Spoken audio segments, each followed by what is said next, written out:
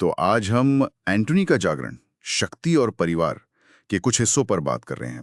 कहानी का हीरो है एंटनी, एक लड़का जो बस 10 साल का होने वाला है। हाँ, और यही वो उम्र है जब उसकी शक्तियां जागृत होंगी।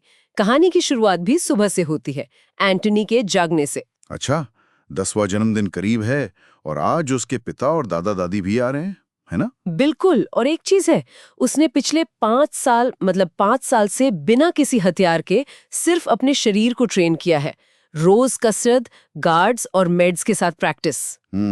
और ये गार्ड्स और मेड्स भी, जैसा बताया गया है, अपने आप में काफी ऊंचे दर्जे के हैं, कोई मामूली लोग नहीं। सही कहा, सब एलीट है। एंटनी खुद भी, वो सुबह आईने में देखता है अपने सफेद बाल, गहरी नीली आंखें और सोचता है अपने जन्मदिन और परिवार के आने के बारे में। हाँ, और इस दुनिया में शक्तियों का एक सिस्टम है, रैंक्स हैं, एफ से शुरू होकर एसएसएस प्लस तक, यही है ना? हाँ, एफ एफ एफ प्लस, फिर E D C B A S S S S S. हर रैंक में 3 छोटे लेवल। और सुनने में आया है कि एसएसएस प्लस के ऊपर भी रैंक्स होते हैं। एसएसएस प्लस के भी ऊपर? ये एंटनी को शायद बाद में पता चलेगा। हाँ, शायद जागरण के बाद। और सोचिए, घर के गार्ड्स ही एसएसएस प्लस या उससे ऊपर के हैं, और मेड्स वो भी कम से कम ए प्लस रैंक की। इससे परिवार की ताकत का अंदाजा लगता है। एंटनी की माँ के बारे में भी कुछ बताया गया है। हाँ, उनकी उम्र 100 साल से ज्यादा है, पर दिखती है एकदम 20 साल की। उनका रैंक भी एसएसएस प्लस से ऊपर है, पर वो कभी बताती नहीं। दिलचस्प। और ये भी कि रैंक बढ़ने से उम्र तो बढ़ती है, पर संतान होना मुश्किल हो जाता है। बिल्कुल। खैर, फिर उसके पिता और दादा दादी आते हैं। दादा दादी भी वैसे ही, उम्र का पता ही नहीं चलता, लगते 20 के हैं। कमाल है। दादी का नाम आयरीन क्रिम्सन है ना? The everlasting one. हाँ, हीलर क्लास की। उन्हें दुनिया की संत भी कहते हैं। अफवाहें तो ये भी हैं कि वो मरे हुओं को वापस जिंदा कर सकती हैं। मारे वाह। और दादाजी? नल कॉलिंस। वो लाइटनिंग गॉड है, लाइटनिंग मेज क्लास। उनके आसपास हमेशा बिजली का एक घेरा सा रहता है, सुरक्षा के लिए। ओ, लाइटनिंग गॉड। और पिता?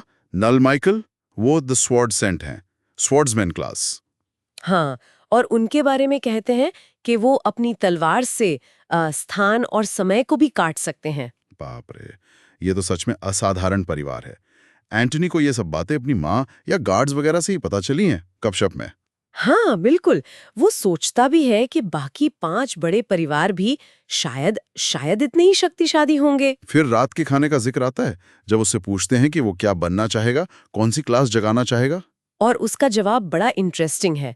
वो कहता है, माँ की तरह जादूगर या पिता की तरह तलवारबाज नहीं, बल्कि दोनों का मिश्रण। दोनों? मतलब एक मैजिक स्वॉर्ड्समैन। मैजिक स्वॉर्ड्समैन, ये तो कुछ नया है, काफी महत्वाकांक्षी लगता है। हाँ, लेकिन फिर जब दादाजी तलवार ट्रेनिंग का पूछते हैं, तो एंटनी का जवाब थोड़ा मजेदार है। अच्छा, क्या कहता है वो? वो कहता है उसने तलवारबाजी सीखी ही नहीं, क्योंकि माँ ने कहा था कि उससे वो मैकेनिक बन जाएगा, इसलिए सिर्फ शरीर को ट्रेन किया। मैकेनिक? हाँ हाँ, ये सुनकर तो सब हंसे होंगे। हाँ, सब हंसते हैं। खैर, फिर 6 दिन बीत जाते हैं। अब जागरण से ठीक एक रात पहले की बात है। हाँ, क्या होता है? सोते हुए एंटनी की चेतना, उसका मन, कहीं खिंच जाता है, एक अंधेरी सी जगह पर। अंधेरी जगह? हाँ, और वहां उसे वही रहस्यमयी प्राणी मिलता है जिससे वो पहले भी मिल चुका है। ओह अच्छा, वही प्राणी। और वो क्या कहता है इस बार? वो बताता है कि वो एंटनी का सिस्टम और चीट एक्टिवेट करने आया है, जो अब तक बंद पड़ा था, निष्क्रिय था। सिस्टम और चीट? तो ये पहले से था उसके पास, बस एक्टिव नहीं था। हाँ, ऐसा ही लगता है। और प्राणी ने ये भी कहा मजाक में कि उसे बड़ा मजा आ रहा था एंटनी को बिना चीट के संघर्ष करते और माना ना खींच पाने पर घबराते हुए देखकर। क्या बात है। तो ठीक जागरण से पहले ये चीट एक्टिवेट हो गया? बिल्कुल। और फिर वो प्राणी गायब हो जाता है, ये कहकर कि अब वो तब तक नहीं मिलेंगे जब तक एंटनी उसके लेवल तक नहीं पहुंच जाता। तो कहानी हमें यहाँ छोड़ देती है। एंटनी अपने 10वें जन्मदिन की सुबह के करीब है, उसका जागरण होने वाला है और इसे अभी-अभी ये रहस्यमयी सिस्टम मिला है। हाँ, तो अब सवाल ये उठता है कि ये सिस्टम उसके जागरण पर क्या असर डालेगा? वो जो मैजिक स्वॉर्ड्समैन बनना चाहता है, क्या ये सिस्टम उसमें मदद करेगा? बिल्कुल। ये सोचना वाकई दिलचस्प है कि आगे क्या होगा। कहानी एक बहुत ही उत्सुकता वाले मोड़ पर खत्म होती है।